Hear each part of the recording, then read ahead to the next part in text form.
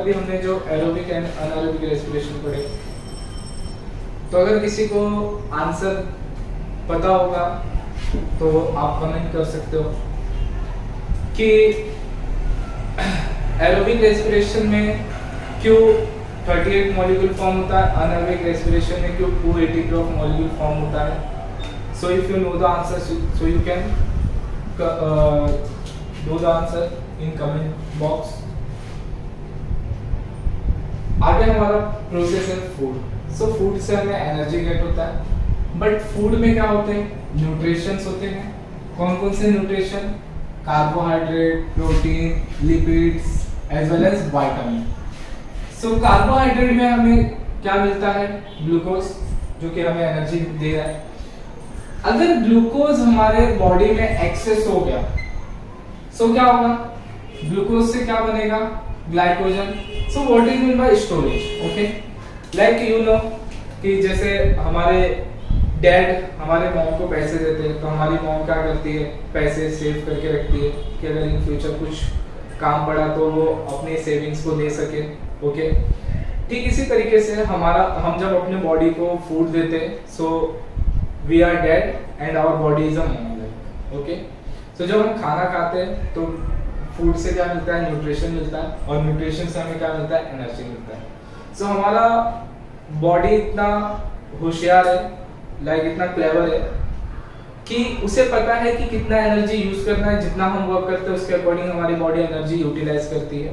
तो जितना energy use होता है, अगर उससे ज्यादा कुछ बचता है तो हमारा बॉडी उसको क्या कर देता है, स्टोर कर देता है। जैसे कि अगर हमारे बॉडी में ग्लूकोज अगर एक्सेस अमाउंट में हो जाए तो उसका फॉर्मेशन किसमें हो जाएगा, ग्लाइकोजन। और ग्लाइकोजन हमारे कहां पर जाके स्टोर होंगे, मसल्स और लिवर में। प्रोटीन्स की बात किया तो प्रोटीन्स किस में कन्वर्ट होते हैं, amino acid, and amino acid they are not stored in our body. If proteins are get exist in our body, that amount is exist, so they can not form in our body, not stored in our body. Lipids, you know, lipid हमें butter, घी, चीज, oil वाली चीजों से मिलती है, okay. तो lipids अगर access हो जाता है तो हमारे बॉडी में एडिपोज कनेक्टिव टिश्यू के फॉर्म में कन्वर्ट होता है, ओके। एंड लिपिड से हमें 9 kilo calorie per gram of energy form होता है। प्रोटीन से 4 kilo calorie per gram, as well as carbohydrate 4 kilo calorie per gram. सो जैसे कि आप देख रहे हो कि हमें कार्बोहाइड्रेट एंड प्रोटीन से लेस अमाउंट ऑफ एनर्जी मिल रहा है एज कंपेयर टू लिपिड्स। अगर ऐसा होता है तो डॉक्टर, जब हमें फीवर रहता है तो फीवर के टाइम पे हम वीक पड़ जाते हैं, हमारे बॉडी में मच अमाउंट ऑफ एनर्जी होती नहीं, तो डॉक्टर क्यों अवॉइड करता है कि लिपिड्स वाली चीजें क्यों नहीं खानी है? बिकॉज ऑफ, अगर ऐसा देखा जाए तो हमें लिपिड से बहुत ज्यादा एनर्जी मिलती है ना, तो हमें क्या करना चाहिए, लिपिड्स वाली चीजें खानी चाहिए।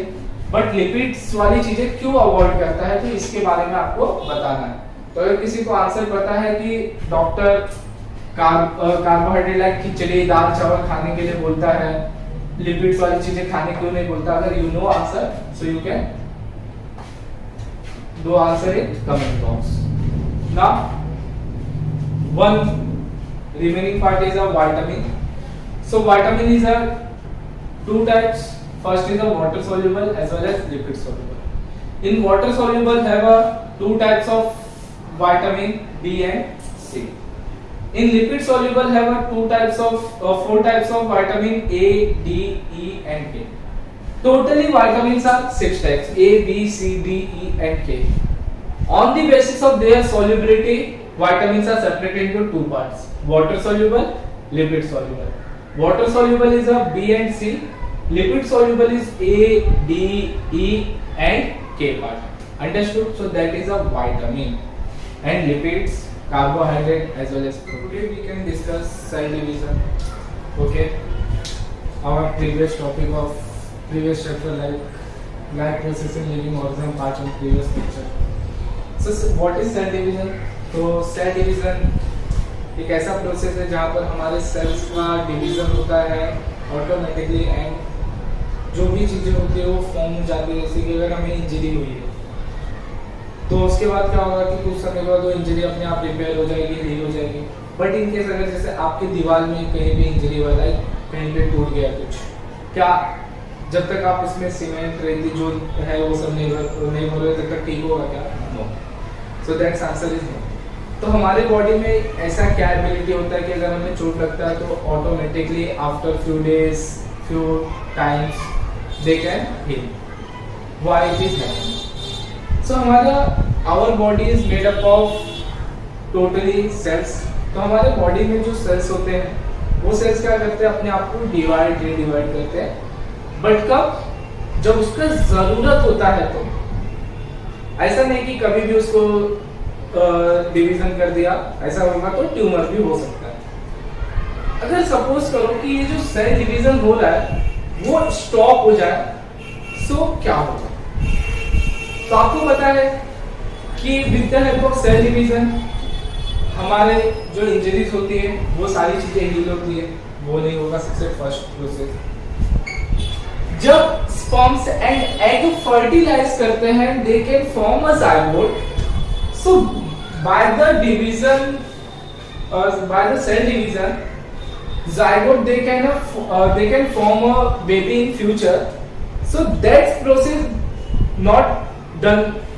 So zygote में सेल डिवीजन नहीं होगा तो नया बेबी नहीं आएगा, न्यू लाइफ नहीं फॉर्म होगा। जब न्यू लाइफ फॉर्म नहीं होगा तो ये भी एक टाइप का प्रॉब्लम हो जाएगा कि अगली जनरेशन नहीं आएगी, अगली जनरेशन नहीं आएगी तो इवोल्यूशन नहीं होगा, क्रॉसिंग ओवर, ये सारी चीजें मतलब कि ऐसी ऐसी चीजें हो जाएगी जिसकी वजह से ग्रोथ, पॉपुलेशन, सभी चीजें क्या हो जाएगी, रुक जाएगी।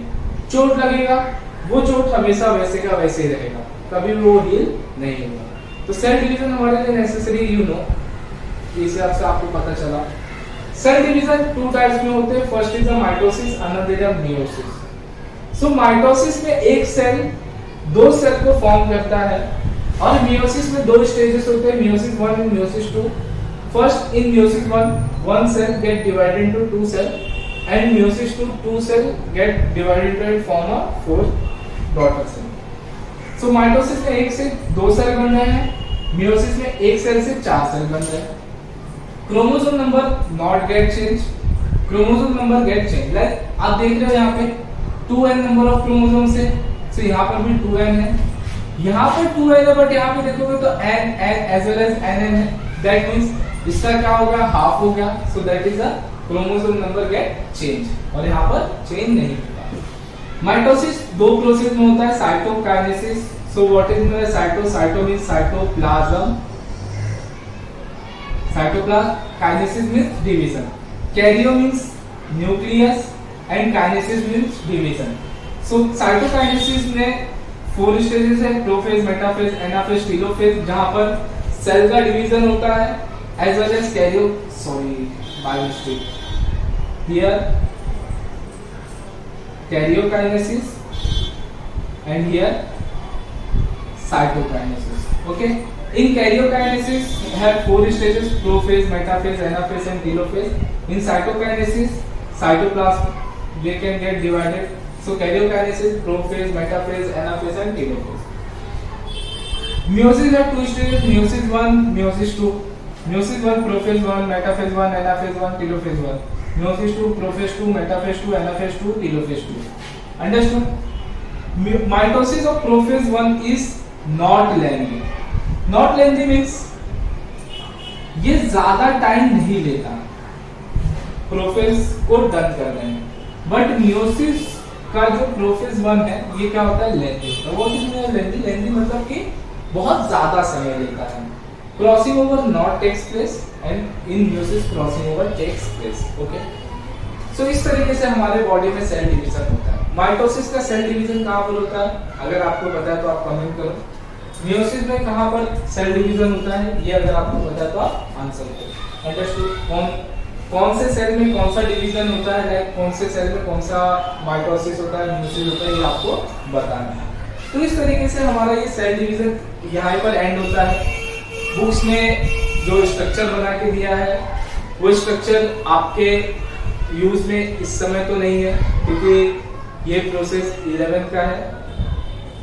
तो इस तरीके से ये हमारा चैप्टर एंड होता है। ओके, और ये चैप्टर के साथ साथ और भी कुछ चीजें हैं जो कि हमारे लिए क्या है, बहुत ज्यादा यूजफुल है।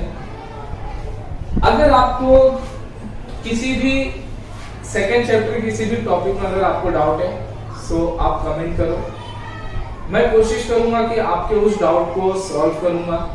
नहीं समझ में आता है तो आप कमेंट करो, मैं उसको समझाने की कोशिश करूंगा, लेक्चर बनाएंगे, हम देखेंगे। तो इस तरीके से हमारा सेल डिवीजन के साथ साथ ये चैप्टर एंड होता है। अब हम इसके बाद एक नए चैप्टर के साथ मिलेंगे। ओके।